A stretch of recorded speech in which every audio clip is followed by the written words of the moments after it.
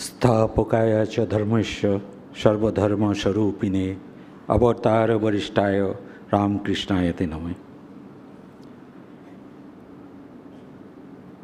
মঠ মিশনের 125তম বর্ষপূর্তির সঙ্গে সঙ্গতি রেখে অনুষ্ঠিত হতে চলা এই 125তম অধিবেশনের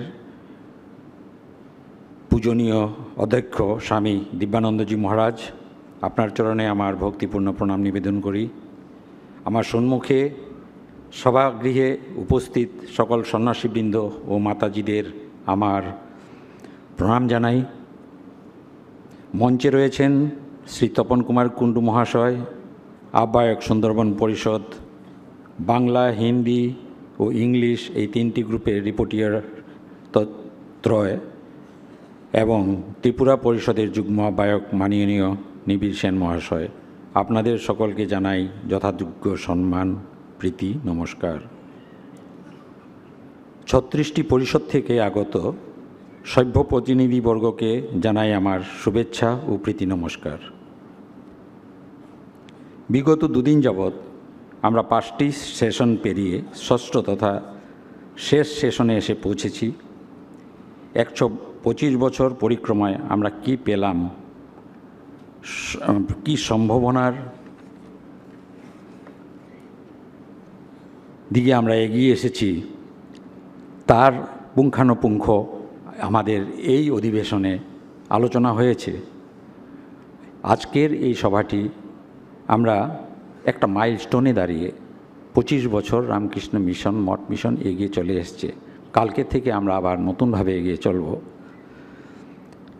এই বিষয়গুলো আপনাদের সম্মুখে গত দুদিনের যে বিষয়গুলো আমাদের রিপোর্টিয়াররা ওনাদের সিপনোসিসের মাধ্যমে আমাদের অবগত করেছেন, এখন আমাদের সম্মুখে তুলে ধরেছেন ওনারা। এখন আমাদের কর্তব্য হলো সেগুলোকে আমরা নিজেরা, আমরা যারা ভাব প্রচারের কর্মকর্তারা এখানে রয়েছি, নিজের মধ্যে ধারণ করে সেগুলো আমরা নিয়ে যাব নিজেদের আশ্রমে, সেগুলো আমরা সবার ভক্তদের সাথে শেয়ার করব। পূজনীয় মহারাজগণের মুখ নিঃসৃত ভাব প্রচার সম্পর্কিত উপদেশ আমাদের আপ্লুত করেছে, এবং আমাদের কর্তব্য সেই নির্দেশ ও উপদেশ আমাদের অন্তরের মণিকুঠায় বয়ে নিয়ে সেই উপদেশগুলো আমাদের ভাব প্রচারের কাজে অন্তর্নিহিত করা। আমাদের আশ্রমের ভক্তদের সঙ্গে শেয়ার করা। আমরা যদি ওনাদের বার্তাগুলো সঠিকভাবে মেনে চলতে পারি, তাহলে আমরা ভাব প্রচারের সঠিক সৈনিক রূপে পরিচিত হতে পারি। আমি উত্তর পূর্বাঞ্চল স্কোপে বলছি, আমাদের অন্যান্য ভাব প্রচারে অনেক স্কোপ পাওয়া যায়, কিন্তু আমরা একটা অন্যরকম পরিবেশে আমরা উত্তর পূর্বাঞ্চলে রয়েছি। সেখানকার সামাজিক, ধার্মিক, উত্তর পূর্বাঞ্চলের ধার্মিক পরিবেশ, সামাজিক পরিবেশটা কিছুটা আমাদেরকে এগিয়ে যেতে একটু বাধা পাই আমরা। তবু আমরা অনেক কষ্ট করে উত্তর পূর্বাঞ্চলের আশ্রমগুলো আমাদেরকে এগিয়ে নিয়ে চলেছি। যদি আমরা উত্তর পূর্বাঞ্চলে আরও ভালোভাবে ঢুকতে চাই, তাহলে আমাদের কি করতে হবে? সেই উত্তর পূর্বাঞ্চলের স্থানীয় ভাষাগুলোতে আমাদের বইগুলোকে ট্রান্সলেট করতে হবে।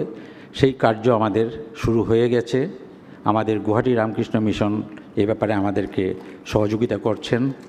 আর ছোট ছোট বইও আমরা, পকেট বুকও আমরা তৈরি করেছি, আমাদের লোকাল ভাষায় সেগুলো আমরা প্রিন্ট করছি।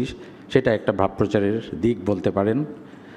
আর আমরা ব্রহ্মপুত্র ভ্যালিতে আমাদের রামকৃষ্ণ মিশন স্কুলের বা রামকৃষ্ণ মিশনের কোনো পার্মানেন্ট আমরা পাচ্ছি না। যেরকম যদি কোনো স্কুল করা যায় বা দাতব্য চিকিৎসালয় করা যায়, তাহলে কি হয়? স্থানীয় জনগণরা আমাদের অনেক কাছে এগিয়ে আসবে, রামকৃষ্ণ মিশনকে বুঝবে, ভালোবাসবে। কেননা ওখানকার সব ওনাদের নামঘর প্রথায় রয়েছেন। রামকৃষ্ণ মিশন বলতে ওরা কি, আমাদের আশ্রমগুলোকে ওরা রামকৃষ্ণ মিশন ভাবে, কিন্তু রামকৃষ্ণ মিশন যে একটা সাগর, মহাসাগর, সেটা ওনাদের ধারণা নেই। ছোট ছোট আশ্রমগুলোকেই ভাবে মিশন। তাই এই বলে আমি আমার আগন্তুক কল্পতরুর শুভেচ্ছা জানিয়ে সবাইকে মরাজি বৃন্দের চরণে আমার প্রণাম জানিয়ে আমার ফিডব্যাক এখানে শেষ করলাম। জয় ঠাকুর, জয় মা, জয় স্বামীজি।